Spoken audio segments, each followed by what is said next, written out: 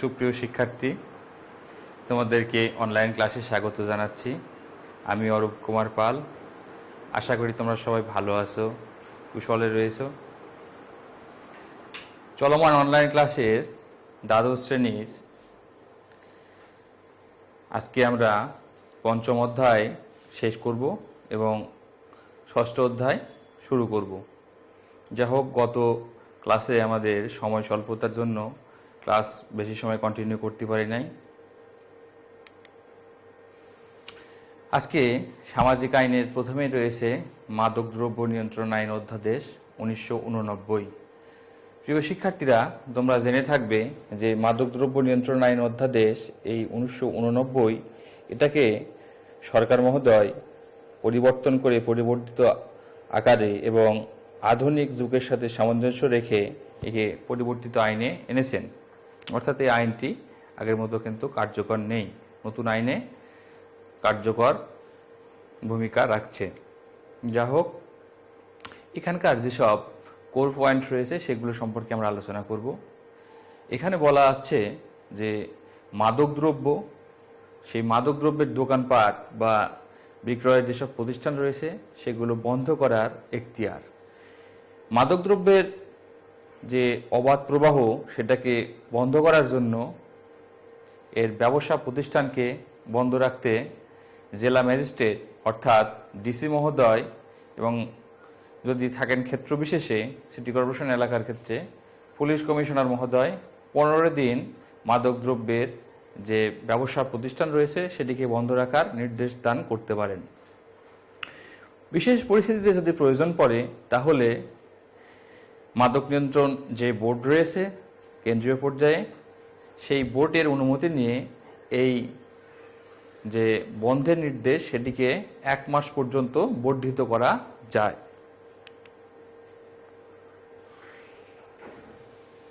দেহ তল্লাশি ও বিশেষ পরীক্ষা, যে অনেক সময় থাকে সন্দেহভাজন ব্যক্তি তার দেহে ব্যাগ বা অন্য কোনো বহনযোগ্য যে ব্যবস্থা রয়েছে সেটিতে করে মাদকদ্রব্য পরিবহন করতে পারেন।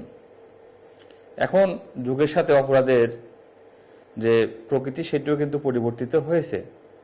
দেখা যাচ্ছে পেটের ভিতর বায়ুপথেও বিভিন্ন ধরনের মাদকদ্রব্য পরিবহন করে থাকেন এক শ্রেণীর ব্যক্তিরা। এমন পরিস্থিতিতে সন্দেহভাজন ব্যক্তির দেহ তল্লাশি করতে পারবেন ক্ষমতাপ্রাপ্ত একজন অফিসার। প্রয়োজন বোধে যে স্বাভাবিক পরীক্ষা যে চোখের সম্মুখে যেটি করা যায় চোখ দ্বারা, সেই পরীক্ষাতে যদি সন্তুষ্ট না হতে পারেন কর্মকর্তা বা এমন পরিস্থিতি থাকে যে তাকে বিশেষ পরীক্ষার আওতায় আনতে হবে, ক্লিনিক, হাসপাতাল কিংবা বিশেষ অনুমোদিত স্থানে তাকে পরীক্ষা করতে হবে। এমন পরিস্থিতিতে এক্স-রে, মূত্র সহ যে কোনো প্রয়োজনীয় পরীক্ষা করতে পারবেন দায়িত্বপ্রাপ্ত একজন কর্মকর্তা। সন্দেহভাজন ব্যক্তিরা মাদকের ব্যবসার সাথে জড়িত থাকলে তাদের যেসব সহায় সম্পত্তি রয়েছে, তাদের যে লেনদেনের হিসাব, ব্যাংক হিসাব, সেই ব্যাংক হিসাবকে জব্দ করা, পরীক্ষা করা, এইসব কিন্তু একজন কর্মকর্তা করতে পারবেন। মহাপরিচালকের এই ক্ষমতা রয়েছে, কিন্তু বিশেষ পরিস্থিতিতে দেখা যাচ্ছে মহাপরিচালক তোমার ঢাকাতে অবস্থান করেন কেন্দ্রীয় পর্যায়ে। পঞ্চগড়ে যদি এমন ঘটনা ঘটে তাহলে কিন্তু কাজের গতি আনার জন্য মহাপরিচালক মহোদয়ের কাছ থেকে অনুমতি নিয়ে একজন কর্মকর্তা তার নিচের পদমর্যাদার তিনি কিন্তু এই ব্যাংক হিসাব পরীক্ষা করা কিংবা অন্যান্য যেসব বিষয় থাকে, অ্যাকাউন্ট সিজ করা, জব্দ করা, এসব কাজগুলো করতে পারেন।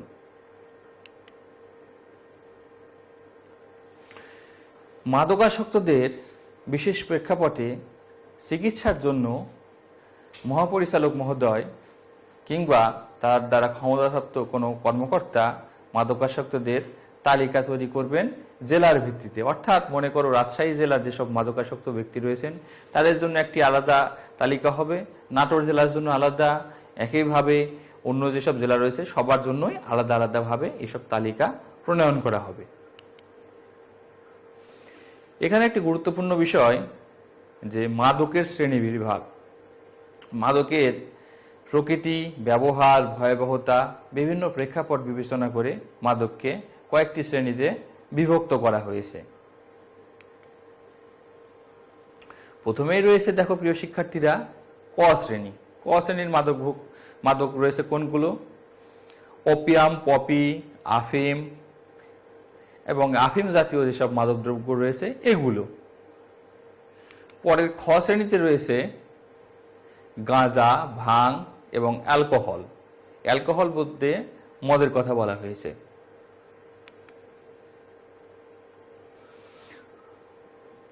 গ শ্রেণীতে রয়েছে তারি, পসুই, যেটিকে দেশি মদ বা মিথিলেটেড যে স্পিরিট, সেগুলোই গ শ্রেণীতে রয়েছে।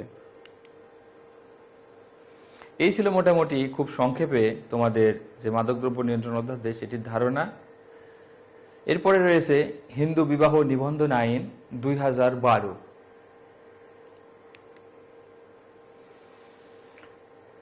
এখানে সরকার হিন্দু বিবাহ নিবন্ধনের জন্য একজন নিবন্ধককে নিয়োগ করতে পারবেন বলে উল্লেখ করা হয়েছে। হিন্দু বিবাহ নিবন্ধনের ক্ষেত্রে সরকার বিভিন্ন যে শহর এলাকা, এখানে সিটি কর্পোরেশন কিংবা তোমার যদি থাকে পৌরসভা কিংবা যদি গ্রামীণ এলাকায় হয় ইউনিয়ন পরিষদের আওতাভুক্ত বিভিন্ন যে ওয়ার্ড রয়েছে, এসব এলাকার জন্য একজন করে হিন্দু বিবাহ নিবন্ধক নিয়োগ করতে পারবেন। বিবাহ নিবন্ধন পদ্ধতি, এখানে প্রাপ্তবয়স্কের বিবেচনা করে 21 বছরের কম বয়স্ক কোনো পুরুষ এবং 18 বছরের নিচে কোনো নারীকে কিন্তু বিবাহ নিবন্ধনের আওতায় আনা যাবে না। এই কয়েকটি ছিল মেন পয়েন্ট। এর বাইরে যতগুলো পয়েন্ট রয়েছে সেগুলো তোমাদের জন্য গুরুত্বপূর্ণ নয়। এবারে দেখো প্রিয় শিক্ষার্থীরা, সামাজিক আইন প্রণয়ন ও প্রয়োগে সমাজকর্মীর ভূমিকা, এটি অত্যন্ত একটি গুরুত্বপূর্ণ ধারণা এবং তোমাদের এটি বিশ্লেষণ করে জানতে হবে। প্রথমে দেখো সামাজিক সমস্যা চিহ্নিতকরণ। সমাজকর্মী সমাজের সাথে মিলেমিশে কাজ করেন। তিনি একজন এজেন্সি কর্তৃক নিয়োগপ্রাপ্ত পেশাদার কর্মী।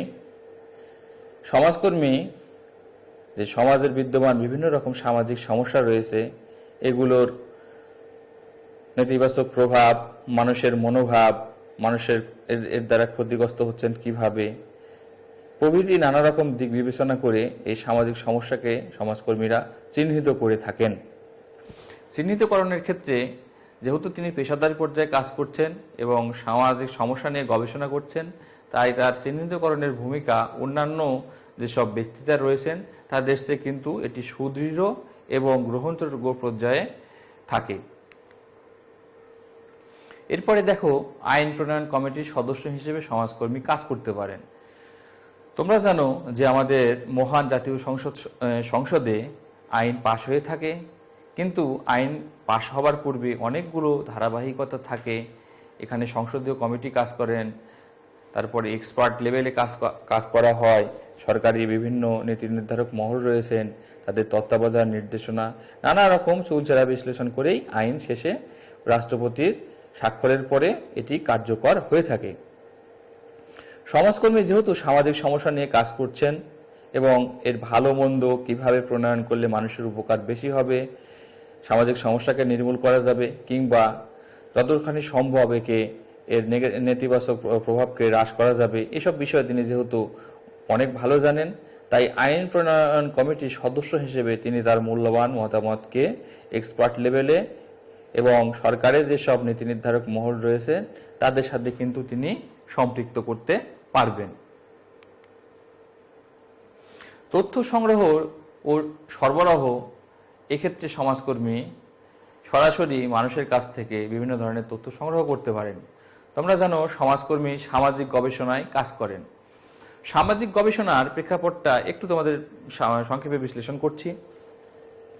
বিজ্ঞানীরা তোমরা দেখে থাকবেন যে ল্যাবে কাজ করছেন, যারা যে বাংলা, ইংরেজি, সাহিত্য কিংবা অন্যান্য বিষয় রয়েছেন, ইতিহাস, এসব বিষয়ে যে সকল সম্মানিত গবেষক রয়েছেন তিনারা বেশিরভাগ ক্ষেত্রেই তোমার লাইব্রেরি ওয়ার্ক করে থাকেন, লাইব্রেরি কেন্দ্রিক গবেষণা করে থাকেন। এখানে মূল্যবান বিভিন্ন পেপার, পত্রিকা, বই, পুস্তক না ঘাঁটাঘাঁটি করে তিনারা বিভিন্ন তথ্য সংক্ষেপে তুলে ধরে আনেন। সমাজকর্মী সামাজিক গবেষণার ক্ষেত্রে বিভিন্ন ব্যক্তির সাক্ষাৎকার গ্রহণ, তাদের মনোভাব তুলে আনা, তারপর তোমার যে প্রশ্নপত্র প্রণয়ন করা হয় সেই প্রশ্নপত্রের উত্তরদানের মাধ্যমে বিভিন্ন ধরনের তথ্য সংগ্রহ করেন। এ সকল তথ্য সংগ্রহ করে সমাজকর্মী অ্যানালাইসিস করেন এবং এর যে মনে করো এখন ইপটিজিং যদি একটি সমস্যাকে বড় পর্যায়ে তোমরা মনে করো, তাহলে ইপটিজিংয়ের সমস্যার কারণ, কেমন সমস্যা হচ্ছে পরিবারগুলোর প্রতি, সমাজের প্রতি, রাষ্ট্রীয় পর্যায়ে বিভিন্ন ধরনের সাক্ষাৎকার গ্রহণের মাধ্যমে সমাজকর্মীরা এগুলো তথ্য সংগ্রহ করবেন এবং সরবরাহকৃত তথ্যগুলো, যেসব তথ্য তিনি সংগ্রহ করেছেন সেই তথ্যগুলো তিনি অ্যানালাইসিস করে সরকারের নীতি নির্ধারক মহলের কাছে সরবরাহ করে থাকেন, যাতে করে আইন প্রণয়ন, আইনের বাস্তবায়ন, আইন প্রয়োগ যেটাই বলো না কেন এগুলো করা সম্ভব হয়। আইন বিশ্লেষণ। সমাজকর্মী সামাজিক সমস্যা নিয়ে যেহেতু কাজ করছেন, এক্ষেত্রে বিভিন্ন আইনের বই, পুস্তক, পেপার, পত্রিকা তিনার দখলে থাকে। তিনি এ সকল আইন বিশ্লেষণ করে থাকেন। সাধারণ যে জনগণ রয়েছেন তাদের কাছে তিনি আইন বিশ্লেষণের বিভিন্ন ধারা তুলে ধরেন।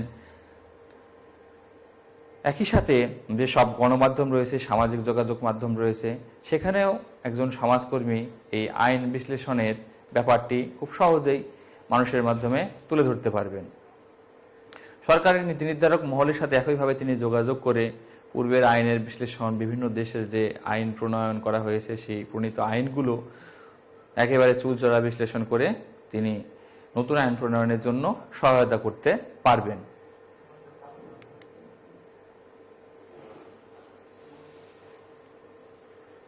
সামাজিক আইন প্রণয়ন এবং পরিবর্তনের ক্ষেত্রে সমাজকর্মী সরাসরি কাজ করতে পারেন। তোমরা পূর্বেই দেখেছো যেসব আইন, সেসব আইন কিন্তু চেঞ্জ হয়ে গেছে। মাদক দ্রব্যের ক্ষেত্রে নতুন আইন এসেছে, নারী নির্যাতনের ক্ষেত্রে নতুন আইন এসেছে। এক্ষেত্রে সমাজকর্মী যুগের সাথে তাল মিলিয়ে আইনের যে ধারা পরিবর্তন আনা দরকার তিনি সেখানে কাজ করতে পারেন। সাইবার অপরাধ বাংলাদেশে তথা বিশ্বের প্রেক্ষাপটে একটি ভয়ঙ্কর আকার ধারণ করেছেন। তুমি যদি চিন্তা করো আজ থেকে 20-30 বছর আগেও কিন্তু এরকম সাইবার অপরাধের কথা আমরা শুনি নাই, কিন্তু পরিবর্তিত বিশ্বে নতুন নতুন অপরাধ সংযোজিত হচ্ছে, মানুষের জীবনধারায় এর নেতিবাচক প্রভাব পড়ছে। এসব নেতিবাচক প্রভাবকে হ্রাস করা, একে নির্মূল করার জন্য সামাজিক আইন পরিবর্তন করা আবশ্যক থাকে। সমাজকর্মী বিভিন্ন দেশে প্রচলিত যেসব আইন, বিচারকের রায় প্রভৃতি বিভিন্ন উৎস থেকে এই সকল আইনের ক্ষেত্রে প্রযোজ্য ধারা, নিয়ম কানুনকে চুলচেরা বিশ্লেষণ করে সামাজিক আইন পরিবর্তনের ক্ষেত্রে তিনি সুপারিশ করতে পারেন এবং সমাজের যে সকল লিডিং পজিশনে ব্যক্তি রয়েছেন, রাষ্ট্রীয় পর্যায়ে যারা নীতি নির্ধারক মহলে রয়েছেন তাদের সাথে সমন্বয়ের মাধ্যমে নতুন সামাজিক আইন প্রণয়ন করতে পারেন। সামাজিক আইন বাস্তবায়ন একটি অত্যন্ত চ্যালেঞ্জিং বিষয় থাকে যখন পরিবর্তিত বিশ্বে মানুষ এর সাথে খাপ খাইয়ে চলতে চায় না। আইন বাস্তবায়ন করতে গেলে মানুষকে সচেতন করতে হয়, তার অধিকার সম্পর্কে ওয়াকিবহাল করতে হয়, মানুষ যাতে অপরাধে জড়িত না হয় সেজন্য তাদের সাথে কাউন্সেলিং করতে হয় এবং সর্বশেষে থাকে হচ্ছে আইন শৃঙ্খলা রক্ষাকারী বাহিনী এবং সিভিল প্রশাসনের সাহায্য নিয়ে আইনকে বাস্তবায়ন করা। এই বাস্তবায়নের ক্ষেত্রে সমাজকর্মী বিভিন্ন আইন শৃঙ্খলা রক্ষাকারী বাহিনীর সাথে সমন্বয়ের মাধ্যমে কাজ করে থাকেন।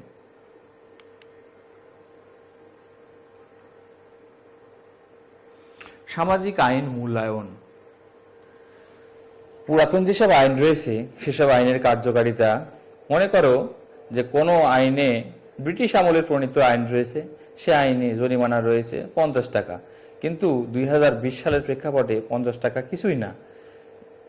তাহলে এই আইনের কার্যকারিতা দেখো তেমন পর্যায়ে কিন্তু নাই। যদি ফাইন করা যায় কিংবা যে আইন প্রয়োগ করা হচ্ছে সেটার কার্যকারিতা কতটুকু, যে ভুক্তভোগী তার জন্য এই আইনের সহায়তা কতখানি আসছে, বিভিন্ন ধরনের প্রতিবন্ধকতা, এসব বিষয় বিবেচনা করে সামাজিক আইনকে মূল্যায়ন করে থাকেন সমাজকর্মী। সমাজের বিভিন্ন স্তরের ব্যক্তিদের সাথে বিভিন্ন ধরনের সভা, সেমিনার, সিম্পোজিয়াম আয়োজন করে তাদের মতামত নেওয়া, কিভাবে এই সব আইনকে আরও ফলপ্রসূ করা যায়, আইনের কার্যকারিতা বৃদ্ধি করা যায়, এসব বিষয়ে সমাজকর্মী কাজ করতে পারেন।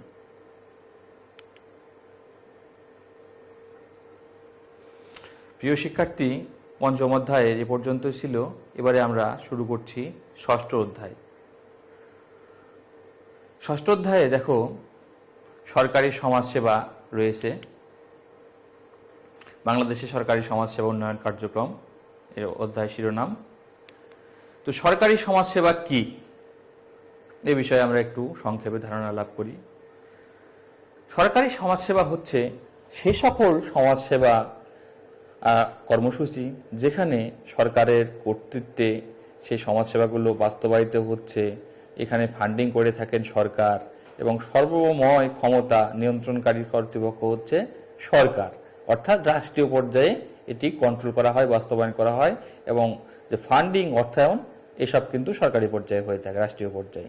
এগুলোই হচ্ছে সরকারি সমাজসেবা। চিন্তা করতে পারো তোমরা যে বয়স্ক ভাতা প্রদান করা হচ্ছে, এটা কি কোনো ব্যক্তি করছেন? না, এটি করা হচ্ছে রাষ্ট্রীয় পর্যায়ে তথা সরকারের মাধ্যমে, তাই এটি সরকারি সমাজসেবা। কিন্তু মনে করো তোমার পাশের বাড়িতে অগ্নিকাণ্ডে তাদের বাড়ি ভস্মীভূত হয়েছে, তুমি তাদেরকে 10 কেজি চাল দিলে, এটা কি তোমার আর ব্যক্তিগত পর্যায়ে নয়? তাহলে এটি কিন্তু সরকারি সমাজসেবা নয়। তাহলে সরকারি পর্যায়ে যে সকল সমাজসেবামূলক কর্মসূচি গ্রহণ করা হয়, বাস্তবায়ন করা হয় এবং নিয়ন্ত্রণ করা হয়, অর্থায়ন করা হয়, এসবই কিন্তু সরকারি সমাজসেবা।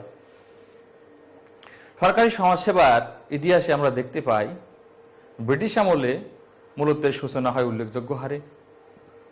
1943 সালে ব্রিটিশ সরকার বাহাদুর সরকারিভাবে 4টি এতিমখানা চালু করেন। এ সকল এতিমখানার মাধ্যমে যেসব সমাজের পরিত্যক্ত, অসহায়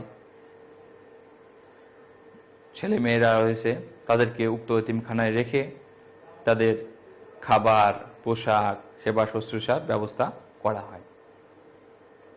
1947 সালের 14 আগস্ট এবং 15 আগস্ট ভারত এবং পাকিস্তানের জন্ম হয়। এই সময়ে পূর্ব পাকিস্তান থেকে মানুষ স্থানান্তরিত হয়ে ভারতে গমন করে এবং ভারত থেকে স্থানান্তরিত হয়ে অনেক মানুষ পূর্ব পাকিস্তানে আসেন। এই সকল মানুষরা যখন তৎকালীন পাকিস্তানে তথা আমাদের দেশে পূর্ব পাকিস্তানে আসেন, তাদের বিষয়ে নানা রকম সমস্যা সৃষ্টি হয়। এ সকল সমস্যাকে মোকাবেলা করার জন্য যাতে তাদের নানা রকম সেবা সরবরাহ নিশ্চিত করা যায়, এজন্য তৎকালীন পাকিস্তান সরকার জাতিসংঘের কাছে 1951 সালে সাহায্য প্রার্থনা করা যায় যে কিভাবে এ সকল মানুষের, যারা দেশত্যাগী মানুষ পাকিস্তানে আশ্রয় গ্রহণ করেছেন, এ সকল মানুষের কল্যাণ নিশ্চিত করা যায়, তাদেরকে কার্যকরী ভূমিকা আর মাধ্যমে আনা যায়, তাদের কর্মসংস্থান নিশ্চিত করা যায়, এবং একই সাথে আমাদের দেশের মানুষের জন্যও যাতে কাজ ভালোভাবে পরিচালনা করা যায়, নানা বিষয়ে সহযোগিতা চেয়ে 1951 সালে তৎকালীন পাকিস্তান সরকার জাতিসংঘের কাছে সাহায্য লাভ করেন। এই আবেদনে সাড়া দিয়ে 1952 সালে ডক্টর জেমস ডাম্পসনের নেতৃত্বে 6 জনের একটি প্রতিনিধি দল ঢাকায় আসেন। ঢাকায় এসে তিনারা বিভিন্ন এলাকা পরিদর্শন করে কিছু সুপারিশমালা পেশ করেন। 1953 সালে জাতিসংঘের সহায়তায় এই সুপারিশমালার আওতাধীনে 3 মাসের একটি স্বল্পমেয়াদী প্রশিক্ষণ কোর্স চালু করা হয়। এরপরে আবারও জাতিসংঘের দল 1954 সালে ঢাকায় আসেন। 1955 সালে তাদের সুপারিশমালার প্রেক্ষিতে ঢাকা প্রজেক্ট নামে একটি পরীক্ষামূলক প্রজেক্ট, যেটা পাইলট প্রজেক্ট নামে পরিচিত, সেটি চালু করা হয়। পাইলট প্রজেক্ট হচ্ছে, প্রিয় শিক্ষার্থীরা, এমন একটি প্রজেক্ট যেখানে চূড়ান্ত পর্যায়ে কোনো কর্মসূচি প্রণয়নের পূর্বে পরীক্ষামূলকভাবে সুনির্দিষ্ট কিছু এলাকায় বাস্তবায়ন করা হয়ে থাকে। মনে করো যে ক্ষুদ্র ঋণ বিষয়ে একটি প্রকল্প সারা দেশে চালু করা হবে। এখন এর কার্যকারিতা কতটুকু হবে, সমস্যা কি, সম্ভাবনা কি, কি করলে সমস্যাগুলোকে দূর করা যাবে, এসব বিষয়কে মাথায় রেখে পরীক্ষামূলকভাবে নির্দিষ্ট এলাকায় কিছু পাইলট প্রজেক্ট চালু করা হয়। অর্থাৎ চূড়ান্ত কোনো কিছু গ্রহণ করার পূর্বে পরীক্ষামূলকভাবে কিছু কর্মসূচি হচ্ছে পাইলট প্রজেক্ট। 1955-56 সালে ঢাকার কায়েতটুলিতে শহর সমাজসেবা উন্নয়ন প্রকল্প, আরবান কমিউনিটি ডেভেলপমেন্ট প্রজেক্ট, এটি চালু করা হয়। এর প্রেক্ষাপটে ক্রমান্বয়ে ধীরে ধীরে তোমরা 1974 সালে যে আরএসএস প্রোগ্রাম তথা পল্লী সমাজসেবা কর্মসূচি, এটি চালু করা হয়। 1958 সালে ঢাকা মেডিকেল কলেজে চিকিৎসা সমাজকর্ম চালু করা হয়। চিকিৎসা সমাজকর্মের বর্তমানে পরিবর্তিত নাম হচ্ছে হাসপাতাল সমাজসেবা। একইভাবে 1974 সালে গ্রামীণ এলাকার প্রেক্ষাপটে 19 জেলার 19টি উপজেলায় এই আরএসএস বা রুরাল সোশ্যাল সার্ভিস প্রোগ্রামটি চালু করা হয়। 1989 সালে সমাজ কল্যাণ মন্ত্রণালয় একটি আলাদা মন্ত্রণালয় হিসেবে প্রতিষ্ঠিত হয়। তোমরা জেনে থাকবে যে বিভিন্ন চড়াই উতরাই পেরিয়ে সমাজ কল্যাণ মন্ত্রণালয় আগে যেসব মন্ত্রণালয় ছিল, বিভিন্ন মন্ত্রণালয়ের সাথে যৌথভাবে ছিল এবং তৎকালীন সময়ে কিন্তু মন্ত্রণালয়ের সংখ্যা বেশ কম ছিল। আস্তে আস্তে বর্তমান প্রেক্ষাপটে মন্ত্রণালয়ের সংখ্যা বেড়েছে, কর্মপরিধিও বেড়েছে। যা হোক, 1989 সালে একটি একক মন্ত্রণালয় হিসেবে কিন্তু এই সমাজ কল্যাণ মন্ত্রণালয় প্রতিষ্ঠিত হয়। সমাজ কল্যাণ পরিষদ 1956 সালে তৎকালীন পূর্ব পাকিস্তানের প্রেক্ষাপটে প্রাদেশিক সরকার সমাজ কল্যাণ পরিষদ গঠনের মাধ্যমে এখানে একটি বেসরকারি সমাজ কল্যাণ প্রশাসনের সূত্রপাতে সহায়তা করে থাকেন। যদিও সরকারি একটি আনুকূল্য ছিল, তারপরে বলা হয়ে থাকে যে 1956 সালের এই প্রাদেশিক সমাজ কল্যাণ পরিষদ কিন্তু প্রথম সমাজ কল্যাণ প্রশাসনের সূত্রপাত, যেটি বেসরকারি পর্যায়ে সম্পাদিত হয়। এটির উদ্দেশ্য ছিল যে প্রদেশে বিভিন্ন স্বেচ্ছাসেবী সমাজ কল্যাণ সংস্থা রয়েছে, যারা কাজ করে যাচ্ছে, আর্থিক বিভিন্ন সমস্যায় পতিত হয়, তাদের আর্থিক এবং বিভিন্ন অভ্যন্তরীণ সমস্যাকে মোকাবেলা করার জন্য এবং তাদের সমস্যাগুলোকে সলভ করার জন্য এই প্রাদেশিক সমাজ কল্যাণ পরিষদ কিন্তু গঠন করা হয়। এরাও তারপরে দেখো রয়েছে সমাজসেবা অধিদপ্তর। সমাজ কল্যাণ মন্ত্রণালয়ের সবচেয়ে বেশি জোরালো কর্মসূচি বাস্তবায়িত হয়ে থাকে কিন্তু এই সমাজসেবা অধিদপ্তরের মাধ্যমে। সমাজসেবা অধিদপ্তর সরকারের যেসব সামাজিক নিরাপত্তা কর্মসূচি রয়েছে তার বেশিরভাগই কিন্তু বাস্তবায়ন করে থাকেন। 1984 সালে প্রশাসনিক পুনর্বিন্যাস যে কমিটি রয়েছেন, সেই প্রশাসনিক পুনর্বিন্যাস কমিটির সুপারিশক্রমে সমাজ কল্যাণ নামে যে বিভাগ রয়েছিল, সেই বিভাগ থেকে সমাজ কল্যাণ সেবাকে আলাদা একটি ডিপার্টমেন্টের আওতায় আনার জন্য সমাজসেবা অধিদপ্তরে রূপান্তরিত করা হয়। 1989 সালে সমাজ কল্যাণ একটি পৃথক মন্ত্রণালয় হিসেবে আত্মপ্রকাশ করে, এটা আমরা আগেই বলেছি, এবং এর সাথে কিন্তু সমাজসেবা অধিদপ্তরের একটি ঘনিষ্ঠ সম্পর্ক রয়েছে। একইভাবে সমাজসেবা অধিদপ্তরের আওতাধীন সমাজসেবা একাডেমি, যা আন্তঃ সার্ভিস প্রশিক্ষণ কেন্দ্র নামে পরিচিত, এখানে বিভিন্ন কর্মকর্তা কর্মচারীদের সমাজসেবা সম্পর্কিত বিভিন্ন পেশাদারি ট্রেনিং প্রদান করা হয়ে থাকে। এরপরের একটি যে ট্রাস্ট দেখো শিশুদের কল্যাণে কাজ করে, শেখ জাহেদ বিন সুলতান আল নাহিয়ান ট্রাস্ট 1984 সালে যে সংযুক্ত আরব আমিরাত রয়েছেন সেখানকার মাননীয় রাষ্ট্রপ্রধানের আর্থিক অনুদানে যে সকল এতিম অসহায় শিশু রয়েছে তাদের কল্যাণের নিমিত্তে এই ট্রাস্টটি গঠন করা হয়। সমাজ কল্যাণ মন্ত্রণালয়ের অধীনে আরও রয়েছে জাতীয় প্রতিবন্ধী ফাউন্ডেশন। প্রতিবন্ধী ব্যক্তিদের আর্থিক যে দিকটি রয়েছে সে দিকটিকে জোরালো করা, তাদের আর্থিক প্রণোদনার আওতায় আনা, বিভিন্ন ধরনের সহায়তা প্রদান, তাদের ট্রেনিং প্রদান, তাদের স্বাবলম্বী করা যায়, এসব বিষয়কে মাথায় রেখে 1999 সালে এই জাতীয় প্রতিবন্ধী ফাউন্ডেশন গঠন করা হয়।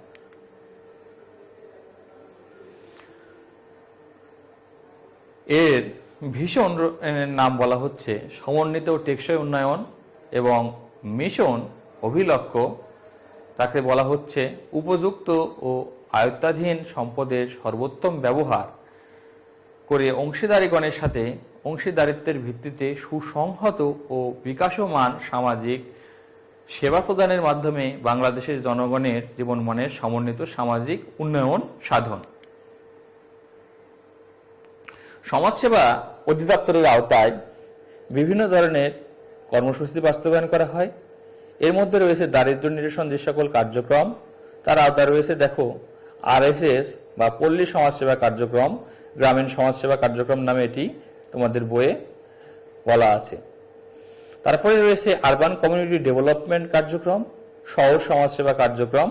এটি সমগ্র বাংলাদেশের 64 জেলা শহরের 80টি কার্যালয়ের মাধ্যমে বাস্তবায়িত হচ্ছে।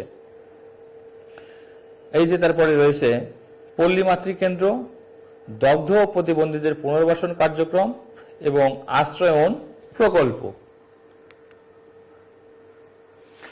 সামাজিক নিরাপত্তা বেষ্টনীর আওতায় বিভিন্ন ধরনের ভাতা প্রদান করা হচ্ছে। এর মধ্যে রয়েছে বয়স্ক ভাতা, যার পরিধি 31,50,000 জনের মাধ্যমে বাস্তবায়িত করা হচ্ছে। আরও রয়েছে বিধবা ও স্বামী নিগৃহীতা মহিলা ভাতা কার্যক্রম, অসচ্ছল প্রতিবন্ধী ভাতা, প্রতিবন্ধী শিক্ষার্থীদের জন্য শিক্ষা উপবৃত্তি। এ সকল ভাতা সামাজিক নিরাপত্তা বেষ্টনীর আওতায় সমাজসেবা অধিদপ্তর বাস্তবায়ন করে থাকছে।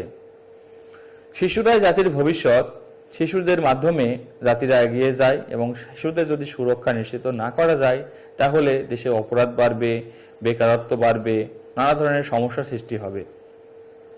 শিশুর পরিবারে অনেক সময় শিশুরা ঠিকমতো খাদ্য পুষ্টিগুণ পায় না দারিদ্র্যের কারণে, কিংবা যেসব পরিত্যক্ত শিশু রয়েছে তাদের বিকাশের জন্য, তাদের পুনর্বাসনের জন্য, তাদের মানবাধিকার বাস্তবায়নের জন্য সরকারি পর্যায়ে বিভিন্ন প্রাতিষ্ঠানিক সেবা কার্যক্রম চালু রয়েছে। শিশুর সুরক্ষামূলক এসব কার্যক্রমের মধ্যে রয়েছে সরকারি শিশু পরিবার, 85টি শিশু পরিবার রয়েছে বালক বালিকা এবং মিশ্রণের মাধ্যমে। এ সকল শিশু পরিবারে দুস্থ অসহায় এতিম পরিত্যক্ত শিশুদেরকে রাখা হয়। তারপরে রয়েছে ছোটমণি নিবাস, এখানে একেবারে সদ্যজাত শিশু হতে 7 বছর বয়সী শিশুদেরকে রাখা হয়। তারপরে 7 বছর হয়ে যাওয়ার পরে সরকারি শিশু পরিবারে উক্ত শিশুদেরকে ট্রান্সফার করা হয়। কর্মজীবী বাবা মার সন্তানের সেবা শুশ্রূষা, তাদের দেখভাল, শিক্ষা এসব বিষয় নিশ্চিত করার জন্য দিবাকালীন যত্ন ও কেন্দ্র, যা ডে কেয়ার সেন্টার নামে পরিচিত, এটি ঢাকার আজিমপুরে পরিচালিত হচ্ছে সমাজসেবা অধিদপ্তরের মাধ্যমে। সমাজসেবা প্রিয় শিক্ষার্থী, তোমাদের জ্ঞাতার্থে একটি তথ্য বলছি। সমাজসেবা অধিদপ্তরের আওতার বাইরেও বিভিন্ন সংস্থা এবং সরকারি বিভিন্ন দপ্তরের ডে কেয়ার সেন্টার রয়েছে এবং বেসরকারি পর্যায়েও কিন্তু অনেক ডে কেয়ার সেন্টার রয়েছে। দুস্থ শিশুদের যাতে কর্মসংস্থান নিশ্চিত করা যায়, তারা সমাজে, পরিবারে, রাষ্ট্রে বোঝা বলে পরিগণিত না হয়, এজন্য দুস্থ শিশুদের প্রশিক্ষণ ও পুনর্বাসনের জন্য বিভিন্ন কেন্দ্র খোলা হয়েছে। মোট 3টি কেন্দ্র রয়েছে। সরকারের মহান উদ্দেশ্য সাধনের লক্ষ্যে যে সকল বেসরকারি এতিমখানা রয়েছে সে সকল এতিমখানাকে সাহায্য করার জন্য ক্যাপিটেশন গ্রান্ট নামক কর্মসূচি বাস্তবায়ন করা হচ্ছে। তারপরে যে সকল মহিলা রয়েছেন যারা সমাজে পরিবারে নানা রকম প্রতিকূল পরিবেশের সম্মুখীন হন, তাদের স্বাবলম্বী, তাদের কর্মোপযোগী করে তোলার জন্য বিভিন্ন প্রশিক্ষণ কার্যক্রম বাস্তবায়ন করছে সমাজসেবা অধিদপ্তর।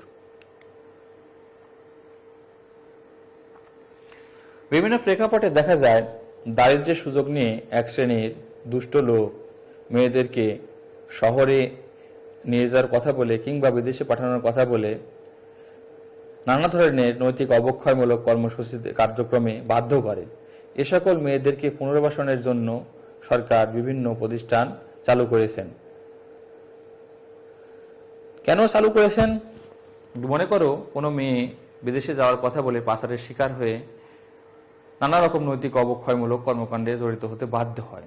এখন এরপরে যদি সরাসরি তাকে তার পরিবারের কাছে কিংবা সমাজে নিয়ে যাওয়া যায়, তাহলে কিন্তু তার জন্য নানা ধরনের একটি দুঃখজনক পরিবেশ সৃষ্টি হয়। প্রতিকূল পরিবেশে তার জন্য বসবাস করা সম্ভব হয় না।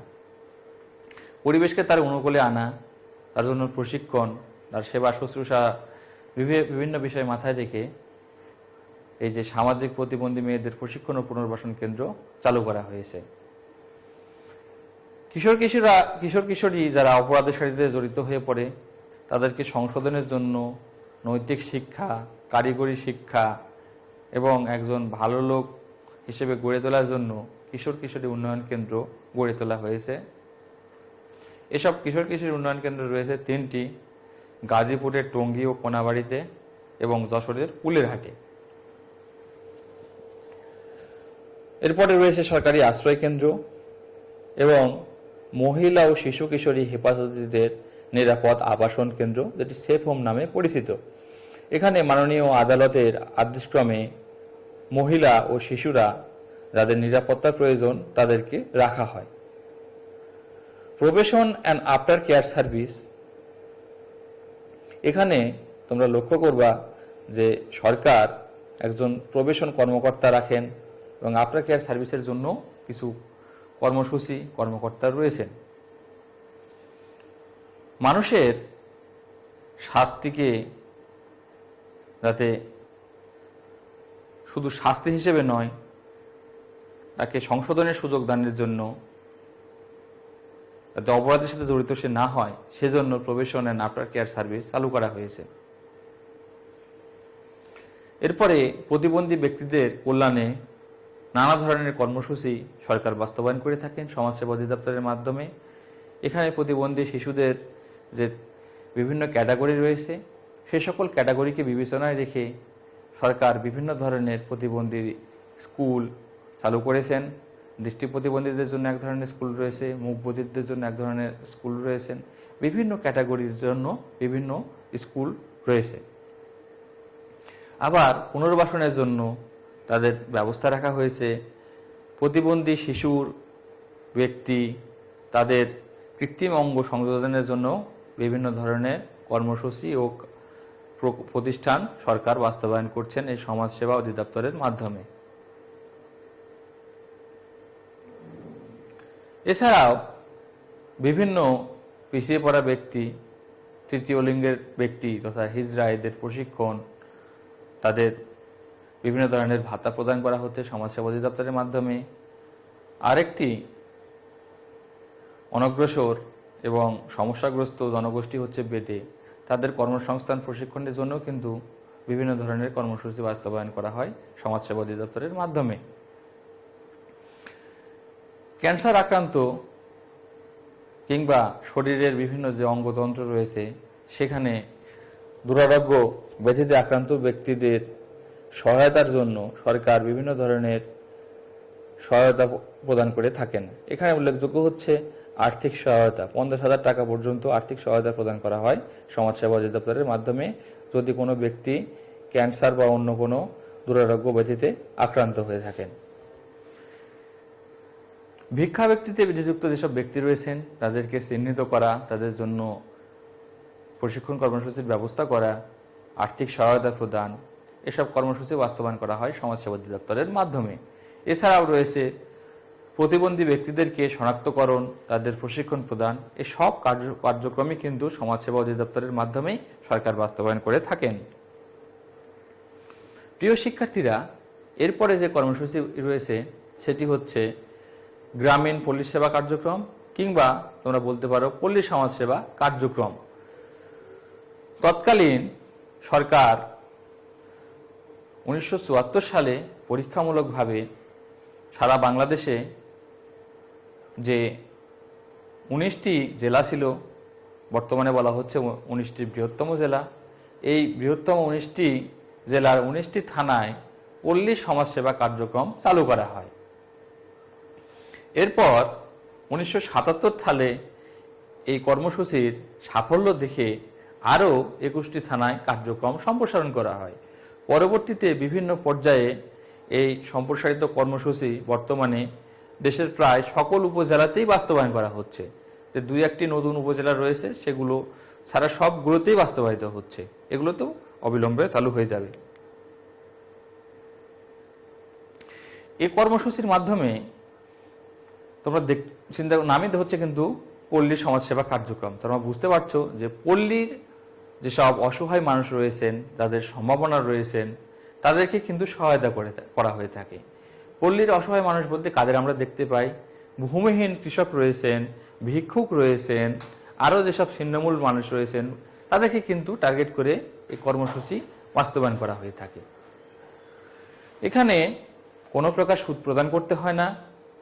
সুদমুক্ত যে ক্ষুদ্র ঋণ রয়েছে, এই ক্ষুদ্র ঋণ গ্রহণ করে কোনো ঋণ গ্রহীতা তার আয়কে বৃদ্ধি করতে পারেন, সেজন্য এই কর্মসূচি তাদের কাছে নিয়ে যাওয়া হয়েছে। গ্রামীণ সমাজসেবার উদ্দেশ্য, প্রত্যেকটি কর্মসূচিরই একটি নির্দিষ্ট লক্ষ্য উদ্দেশ্য রয়েছে, সেই লক্ষ্য উদ্দেশ্যকে সামনে রেখেই কর্মসূচিগুলো বাস্তবায়িত হয়। অনুরূপভাবে গ্রামীণ সমাজসেবারও উদ্দেশ্য রয়েছে।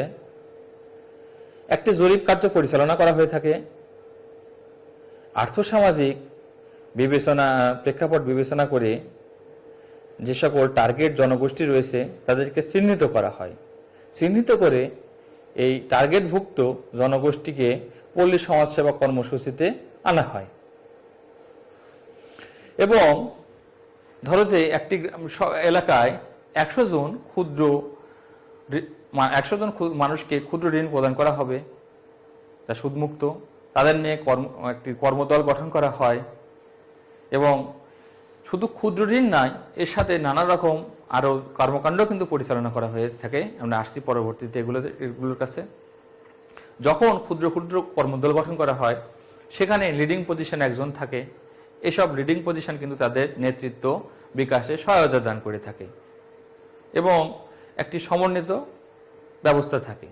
100 জনের সাথে একজন অফিসার ইন্টারাক্ট করতে পারবেন না, কেননা 100 জনের সাথে কথা বলার সময় সুযোগ হয়ে উঠবে না। কিন্তু 100 জনের জন্য যদি 10টা দল গঠন করা হয়, এই 10টি দল হতে 10 জন যদি তাদের নেতা থাকেন, তাহলে কিন্তু খুব সহজেই আরেকটি দল গঠন করা যাবে 10 জনের মাধ্যমে। উক্ত একজনের সাথে অফিসার তাদের সুযোগ সুবিধা নিয়ে কথা বলতে পারেন, সমস্যা কিভাবে সমাধান করা যায়।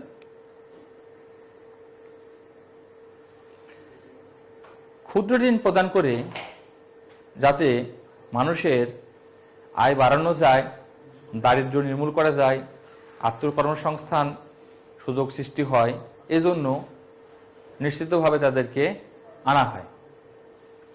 ক্ষুদ্র ঋণ প্রদানের পাশাপাশি তাদেরকে স্বাস্থ্য সচেতন করা হয়, বিশেষ করে নিরাপদ পানির ব্যবহার, তারপরে যে স্যানিটেশন কর্মসূচি রয়েছে, স্বাস্থ্যসম্মত টয়লেট, সেই স্বাস্থ্যসম্মত টয়লেট ব্যবহার করা, টয়লেট শেষে সাবান ছাই ব্যবহার করা, পরিবারের সক্ষমতা বুঝে পরিবার পরিকল্পনা কর্মসূচি গ্রহণ করা, পরিবেশের সুরক্ষার জন্য বৃক্ষরোপণ করা, স্বাক্ষর জ্ঞান লাভ করা, সচেতন হওয়া, এসব বিষয়ে তাদেরকে শিক্ষাদান করা হয়।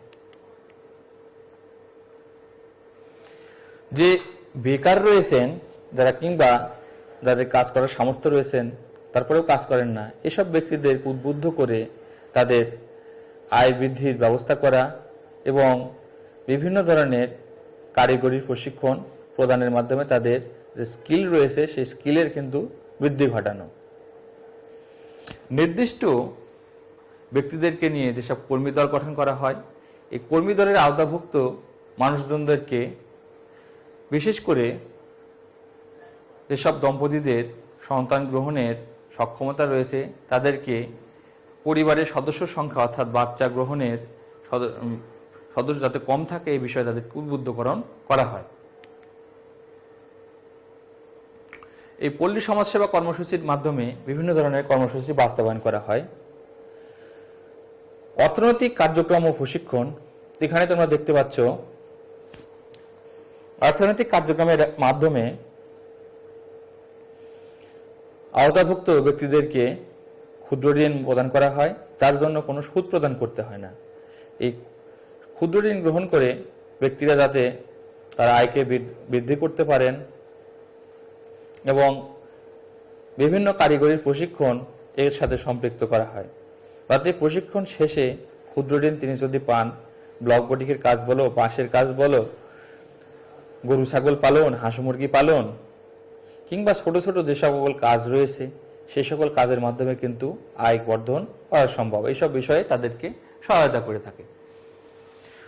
পূর্বে বলা হয়েছে যে বাছাইকৃত মানুষদের নিয়ে ক্ষুদ্র ক্ষুদ্র দল গঠন করা হয়, যা কর্মদল গঠন নামে পরিচিত। এ সকল কর্মদলের মাধ্যমে মানুষদেরকে সচেতন করা হয়, ঋণ কার্যক্রম বাস্তবায়ন করা হয়, তাদের মধ্যে একতা আনা হয়, প্রভৃতি বিষয়কে সমন্বিত পর্যায়ে রাখা হয়। সুদমুক্ত ঋণ পাওয়া একটি বিশাল সমস্যা হয়ে দাঁড়ায়। তোমরা দেখে থাকবে গ্রামীণ পর্যায়ে চড়া সুদে সমাজের অসহায় দুস্থ ব্যক্তিরা, দরিদ্র শ্রেণীর মানুষেরা ঋণ গ্রহণ করে থাকেন। এ সকল মানুষদের মহাজন এবং সুদখোর ব্যক্তিদের হাত থেকে রক্ষা করার জন্য সুদমুক্ত ঋণদানের ব্যবস্থা করা হচ্ছে সমাজসেবা এই কর্মসূচির মাধ্যমে।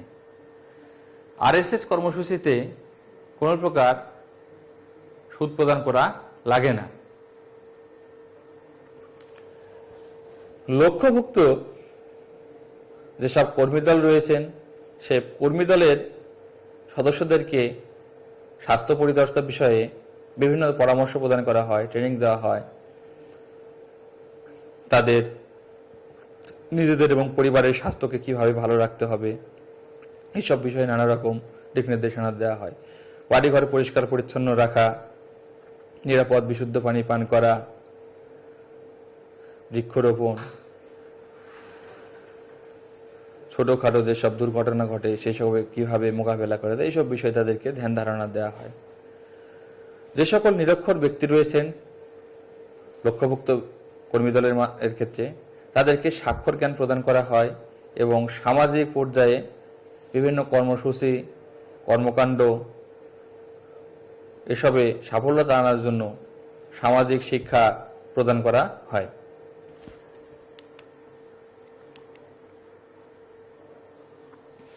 গ্রামীণ সমাজসেবা কার্যক্রমে সমাজকর্ম পদ্ধতির প্রয়োগ। প্রিয় শিক্ষার্থীরা, তোমরা আগে জেনেছো সমাজকর্মের যে পদ্ধতি রয়েছে সেটি দুই ভাগে বিভক্ত, মৌলিক পদ্ধতি এবং সহায়ক পদ্ধতি। এবং সমাজকর্মের বিভিন্ন যে নীতি আদর্শ রয়েছে সেগুলোকে বাস্তবায়ন করা হয় এই সমাজসেবা কর্মসূচিতে। গ্রামীণ যে সকল অসহায় মানুষ রয়েছেন, দারিদ্র্যের কষাঘাতে জর্জিত, সেসব ব্যক্তিকে মহাজনদের হাত থেকে রক্ষার জন্য হস্তক্ষেপ করে ক্ষুদ্র ঋণ প্রদান করা হয়। ক্ষুদ্র ঋণ প্রদানের মাধ্যমে এসব ব্যক্তিরা তাদের ভাগ্যকে পরিবর্তন করতে হয় এবং এখানে কোনো সুদও প্রদান করতে হচ্ছে না। কারিগরি বিভিন্ন প্রশিক্ষণ প্রদান করে ব্যক্তিদেরকে সমাজকর্মে যে সম্পদ সঞ্চালন ধারণা রয়েছে সে সম্পদ সঞ্চালন করা হয়ে থাকে। মনে করো একজন ব্যক্তির 5 কাঠা জমি রয়েছে এবং 5 কাঠা জমি ঘাসে আগাছায় পরিপূর্ণ। এই আগাছা ঘাস পরিপূর্ণ জমিকে সংস্কার করে শাকসবজি চাষ করা যেতে পারে, কিংবা যেসব পুকুর রয়েছে কচুরিপানা বা অন্য নোংরা আবর্জনায় ভর্তি সেগুলোকে সংস্কার করে কিন্তু মাছ চাষ করা যেতে পারে। এখানে সমাজকর্মের সম্পদ সঞ্চালন পদ্ধতিকে ধারণাকে কাজে লাগানো যেতে পারে। তারপরে ক্ষুদ্র ক্ষুদ্র ব্যক্তি ক্ষুদ্র ক্ষুদ্র দল গঠন করা হয়। এখানে সরাসরি সমাজকর্মের দল সমাজকর্ম পদ্ধতির প্রয়োগ ঘটানো হয় এবং দল সমাজকর্মের যেসব মূল্যবোধ, নীতি, আদর্শ, ধারণা রয়েছে সেগুলোকে কিন্তু এই দল সমাজকর্মের যে দল রয়েছে, ধারণা রয়েছে, এখানে দল গঠন করা হয়েছে, সেগুলোর ক্ষেত্রে এগুলো বাস্তবায়ন করা হয়। একটি দলের সদস্যকে অন্য দলের সদস্য হতে আলাদা করে তাদেরকে উৎসাহিত করা হয় যে এক্স দল ভালো করছে, আপনারা ওয়াই দলেরাও ভালো করেন, তাদের সে আরও বেশি জোরালো কাজ করেন, আরও ভালোভাবে ট্রেনিং গ্রহণ করেন, এসব বিষয়ে নানা বিষয়ে উৎসাহিত করা হয়। তারপরে যে সকল ব্যক্তিদের সমস্যা থাকে তাদেরকে উৎসাহিত করার জন্য, সমস্যার সমাধান করার জন্য ব্যক্তি পর্যায়ে কাউন্সেলিং প্রদান করা হয়। এখানে ব্যক্তি সমাজকর্মের ধারণাকে বাস্তবায়ন করা হচ্ছে। বিভিন্ন সরকারি বেসরকারি সংস্থার কর্মসূচিতে সমন্বয় রাখার জন্য গ্রামীণ সমাজসেবা কার্যক্রম ভূমিকা পালন করে। শহর ফেরত মানুষকে গ্রামীণ সমাজসেবা কর্মসূচিতে ফেরত আনার জন্য সরকারি বিভিন্ন সংস্থার সাথে এই গ্রামীণ সমাজসেবা কার্যক্রম সমন্বয় সাধন করা হয়, যাতে একই ব্যক্তি আবার বিভিন্ন সংস্থা থেকে সাহায্য নিতে না পারেন, আর্থিক সাহায্য নিতে না পারেন, সেদিকেও দেখা হয়। সমাজকর্মের যে বিভিন্ন পদ্ধতি রয়েছে প্রিয় শিক্ষার্থীরা, দল সমাজকর্ম, ব্যক্তি সমাজকর্ম, সমষ্টি সংগঠন, সমষ্টি উন্নয়ন, যে মৌলিক পদ্ধতি এবং সহায়ক পদ্ধতির মধ্যে সমাজ কল্যাণ প্রশাসন, তারপর তোমার সামাজিক গবেষণা, সামাজিক কার্যক্রম প্রভৃতি যেসব আরও পদ্ধতি রয়েছে, এগুলো কিন্তু প্রত্যেকটির সাথে প্রত্যেকটি সম্পর্কিত থাকে এবং এগুলোর বাস্তবায়ন গ্রামীণ সমাজ পর্যায়ে হচ্ছে। তাদের কুসংস্কার দূর করার জন্য একটি পরিবারে নানা ধরনের কুসংস্কার থাকতে পারে। সেই কুসংস্কারকে দূর করার জন্য সামাজিক কার্যক্রমকে ব্যবহার করা যেতে পারে। আমাদের সমাজে কিছু জায়গায় প্রচলিত আছে, যিনি মুখ দিয়েছেন তিনি আহার দিবেন, এমন ধারণা থেকে অনেক বাচ্চা গ্রহণ করে থাকেন। বাচ্চা গ্রহণ নেওয়ার ফলে শিশু সংখ্যা যখন বেড়ে যায়, পরিবারের সদস্য সংখ্যা বেড়ে যায়, তাতে করে দারিদ্র্যের কষাঘাত আরও বেড়ে যায় এবং মানুষজন সমস্যায় থাকে। সোশ্যাল অ্যাকশনের মাধ্যমে এখানে তাদেরকে সচেতন করা যেতে পারেন, তাদেরকে বোঝানো যেতে পারে, কাউন্সেলিং প্রদান করা যেতে পারে, যাতে করে পরিবারের সদস্য সংখ্যা কম থাকে। একইভাবে যে সকল ব্যক্তিরা ঋণ গ্রহণ করেছেন তাদের সচেতনতা কেমন, তাদের প্রেক্ষাপট কেমন, এখানে সামাজিক গবেষণাকে আনা যেতে পারে। সাক্ষাৎকার গ্রহণ করে ডেটা উপাত্ত সংগ্রহ করে একটি গবেষণা প্রতিবেদন তৈরি করা যায়। অনুরূপভাবে যে তোমার সমষ্টি সংগঠন, সমষ্টি উন্নয়ন এই পদ্ধতিগুলোকেও কিন্তু দরিদ্র অসহায় মানুষের ক্ষেত্রেও ব্যবহার করা যায়। তোমরা দেখতে পাচ্ছ সমাজকর্মের যে সকল মৌলিক পদ্ধতি রয়েছে এবং সহায়ক পদ্ধতি রয়েছে, প্রতিটি কিন্তু এই গ্রামীণ সমাজসেবা কার্যক্রমের সাথে প্রত্যক্ষ পরোক্ষভাবে থাকছে।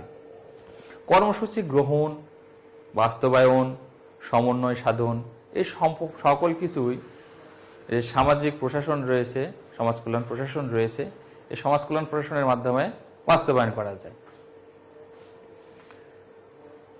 কোনো কর্মসূচি বাস্তবায়ন করতে গেলে যদি প্রশাসন না থাকে, একটি চেন অফ কমান্ড না থাকে, তার পরিকল্পনা না থাকে, নীতিতে না থাকে, টার্গেট না থাকে, আইন কানুনে যদি বাস্তবায়ন না থাকে, নীতিমালা না থাকে, তাহলে কোনোভাবেই বাস্তবায়ন করা সম্ভব না এবং এটা কিন্তু ব্যর্থ হয়ে যায়। সেজন্য এই যে সমাজ কল্যাণ প্রশাসনের আশ্রয় নিচ্ছি আমরা, মানুষকে সচেতন করা, তার কুসংস্কার দূর করা, মানবীয় বোধ জাগ্রত করা, এজন্য সামাজিক কার্যক্রমকে আমরা ব্যবহার করছি। একইভাবে সামাজিক যেসব সমস্যা রয়েছে, ইভটিজিং, তারপর তোমার মাদকাসক্তি, সন্ত্রাসীমূলক যেসব কার্যক্রম, বাল্যবিবাহ, বহুবিবাহ, এরকম নানামুখী সমস্যাকে দূর করার জন্য এই যে সামাজিক কার্যক্রমকে আমরা ব্যবহার করছি। সুপ্রিয় শিক্ষার্থীরা, দেখতে পাচ্ছ এখানে আমরা প্রতিটি সমাজকর্মের যেসব পদ্ধতি রয়েছে, প্রতিটি পদ্ধতিকেই আমরা কিন্তু ব্যবহার করছি। যা হোক, তোমরা ভালো থাকো, সুস্থ থাকো, এই কামনা করে আজকের মতো এখানেই বিদায় নিচ্ছি।